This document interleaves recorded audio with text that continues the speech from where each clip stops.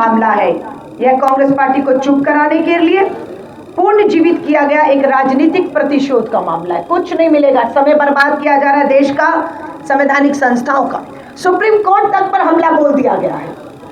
Supreme court, ED, CBI, income tax तक तो हम सहन कर रहे थे। आज सुप्रीम कोर्ट और सुप्रीम कोर्ट के मुख्य न्यायाधीश पे भी जो है वो हमला बोल दिया गया है। आपको मैं उदाहरण बताऊंगी। बाबा रामदेव, सुनिएगा, रुचि सोया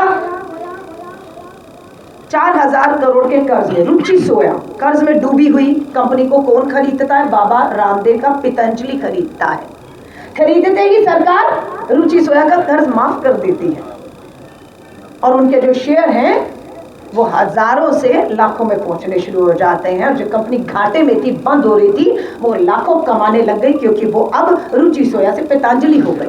दूसरा मामला, मोदी सरकार ने वोडाफोन के 36,000 करोड़ माफ कर दिए। वोडाफोन निजी कंपनी है, एमटीएनएल को बचाते तो समझ आता, सरकारी कंपनियां बंद हो रही हैं कर्ज में डूबकर नहीं। आपने किसको? वोडाफोन 36,000 करोड़ का कर्ज माफ किया, यहां तक उसका मालिक खुद हो गए और आज उसके जो है शेयर 22% से 48% पहुंच गए हैं।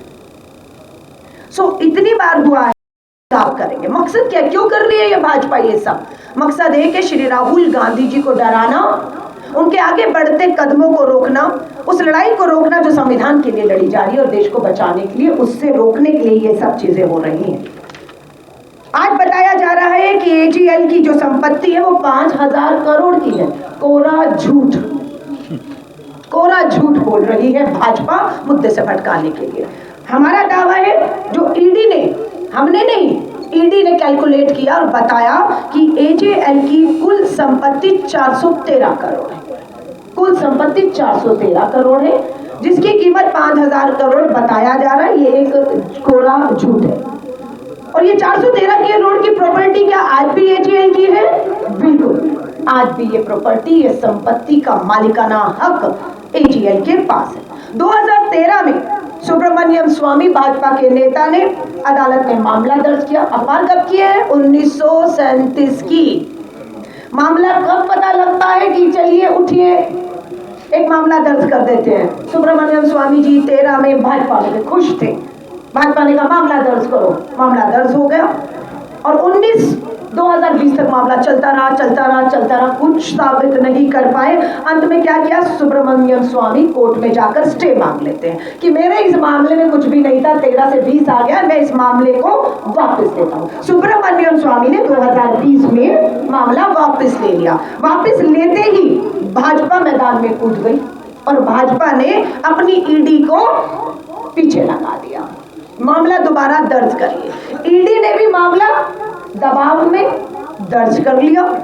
दर्ज करने के बाद जो उसकी समय सीमा थी कि आपको इतने दिनों में, कितने दिनों में मामला दर्ज करने के 365 दिन में आपको चार्जशीट दाखिल करनी है। अगर आपके पास सबूत थे, सब कुछ था, 10 साल से आपकी सत्ता, सबूत आपके पास थे, तो आपको 365 दिन के अंतिम दिन, जिस दिन 365 दिन खत्म हो रहे थे, ऊपर से डंडा पड़ता है कि मामला दर्ज हो गया, चार्जशीट का अंतिम दिन है, अगर आज चार्जशीट नहीं हुई तो ये मामला खत्म हो जाएगा। क्या मुंह दिखाएंगे प्रधानमंत्री नरेंद्र मोदी और अमित शाह? क्या मुंह दिखाएंगे? ईडी पर दबाव हुआ और अंतिम दिन चार्जशीट राउज एवेन्यू कोर्ट पेश हो गई है। अंतिम दिन सबूत।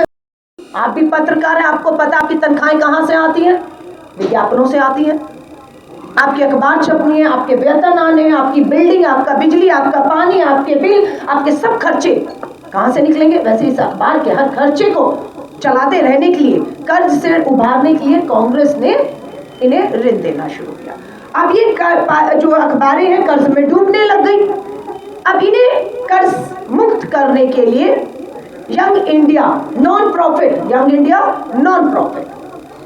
एक कंपनी बनाई जाती है, कानूनी बनाई जाती है, कानून के दायरों में बनाई जाती है, और जितना कर्ज इन अखबारों के ऊपर था, एजेएल के ऊपर था, उस सारे कर्ज को अपने ऊपर ले लिया गया। कंपनी को, जो हमारी धरोहर है, उसको कर्ज मुक्त कर दिया गया और कर्ज अपने ऊपर ले लिया गया। इसके कौन बने शेयर धारक?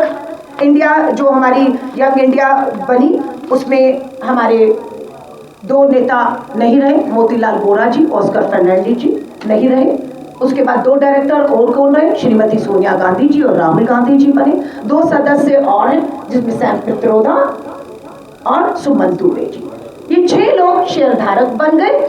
इन्होंने जो कर्ज है उसे इक्विटी में बदलकर शेयर लेकर अपने पास रख लिया। क्या वो शेयर को बेच सकते हैं? नहीं बेच सकते, क्योंकि Young India non profit organisation है, वो अपने शेयर नहीं बेच सकते। वो एजीएल की संपत्तियों को बेच सकते हैं? नहीं बेच सकते हैं। कितनी संपत्तियां हैं एजीएल की? 5 संपत्तियां हैं।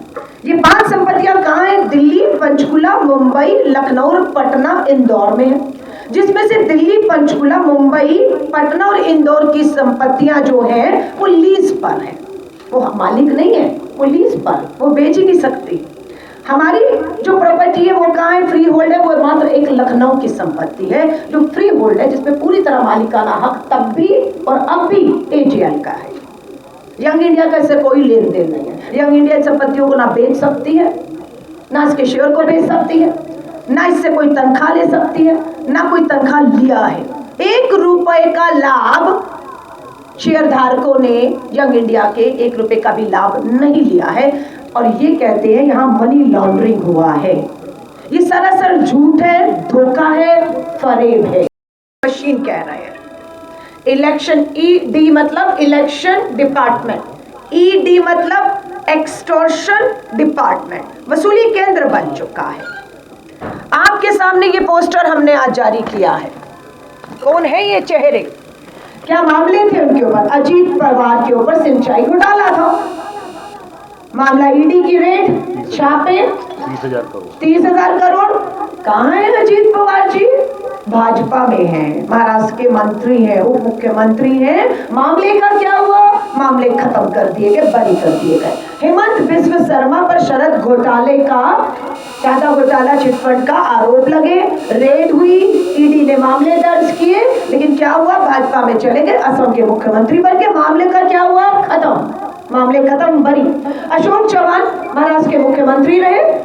आदर्श हाउसिंग घोटाला, ये भाजपा तांडव कर रही थी सड़कों पर इन नेताओं के खिलाफ, इनके भ्रष्टाचारों को, इन सबको वो उठा रही थी। हमारी पार्टी में थे तब अशोक चौहान जी, हेमंत बिस्वा जी और अजीत पवार जी एनसीपी में थे। तब भाजपा तांडव कर रही थी, भ्रष्टाचार के आरोप लगा रही थी, ईडी की रेड हो रही थी, संपत्तियां जब्त हो रही थी। आज क्या है? अशोक चौहान जी भाजपा में चले गए। मामले का क्या हुआ? मामला बंद, फाइल बंद, खत्म। नारायण राणे लैंड घोटाला कहाँ है? महाराष्ट्र में भाजपा में चले गए। छगन भुजबल कहाँ है? कौन सा मामला था? महाराष्ट्र सदन घोटाला, करोड़ों रुपए के भ्रष्टाचार, मनी लॉन्ड्रिंग के, उसमें श्री राहुल गांधी जी और सोनिया गांधी जी भी हैं। इस पे भी ईडी को जवाब देना चाहिए कि आप राजनीतिक दबाव में डराने धमकाने के लिए मामले तो एक के बाद एक दर्ज करते हैं, लेकिन आप साबित क्यों नहीं कर पाते? उसी तरह ये भी मामला साबित नहीं होने वाला है, क्योंकि ये राजनीतिक प्रतिशोध के तहत जो है वो लिया जा रहा है। हम आपसे साफ कह रहे हैं, पूरे देश में कांग्रेस ने मोर्चा संभाल लिया है। पूरे देश की सड़कों पर हम निकलेंगे। हमने तय किया कि पूरे देश में हमारी जो है राज्य कार्यकारिणियों की बैठक है। उस बैठकों के बाद हर राज्य में रैलियां होंगी, संविधान बचाओ देश बचाओ। उन रैलियों के बाद हम हर लोकसभा, हर विधानसभा और सड़कों में अब इस आंदोलन को नहीं छोड़ेंगे।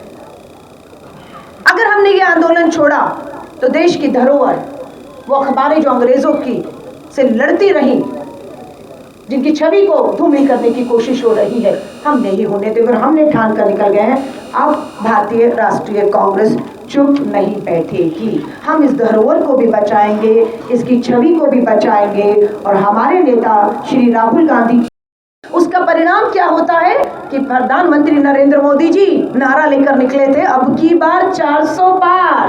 आपके तानाशाही के रथ को अगर किसी ने देश भर में रोका और आपको बैसाखियों पर लाकर खड़ा किया है, तो उसका नाम है श्री राहुल गांधी। एक न्याय योद्धा बनकर श्री राहुल गांधी पूरे देश में और गुजरात में आज बैठ चुके हैं। श्री राहुल गांधी जी संसद में खड़े होकर जब श्री राहुल गांधी जी ने कहा, अमित शाह जी प्रधानमंत्री नरेंद्र मोदी जी की आंखों में आंखें डालकर कि ये देश में आपकी तानाशाही का रथ हमने रोका है, बहुमत के लाले पड़ गए बैसाखियों पर, अब हम आपको गुजरात में हराएंगे। और राहुल गांधी जी ने सिर्फ ये कहा नहीं, राहुल गांधी जी ने गुजरात में अपना कहते हैं तंबू गाड़ लिया है, बैठ गए हैं वहां जाकर, और ये अब बौखला गए। यही बौखलाहट है, यही बौखलाहट है कि रोको राहुल गांधी को।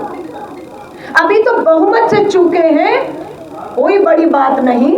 पूंजीपति मित्रों को देश के खजानों से जो चोट पहुंचाने की कोशिश की है प्रधानमंत्री नरेंद्र मोदी जी, हमें मालूम है आप एक के बाद दूसरी संवैधानिक पदों पर जाने के लिए अभी से सोच विचार कर रहे, क्योंकि आपकी कुर्सी खतरे में आ गई है, ताकि कांग्रेस जब सत्ता में आए। तो श्री राहुल गांधी जी ने अभी खुलकर कहा है, हम न्याय करेंगे, हम इन पे कार्रवाइयां करेंगे, हम नहीं देखेंगे कि वो प्रधानमंत्री है, गृह मंत्री है, क्या था।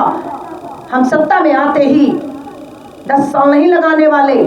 आपने जो देश को आर्थिक चोट पहुंचाई है, देश की सरहदों पर ना कोई घुसा था ना कोई घुसा है कहकर दुश्मनों से आपने समझौते किए हैं।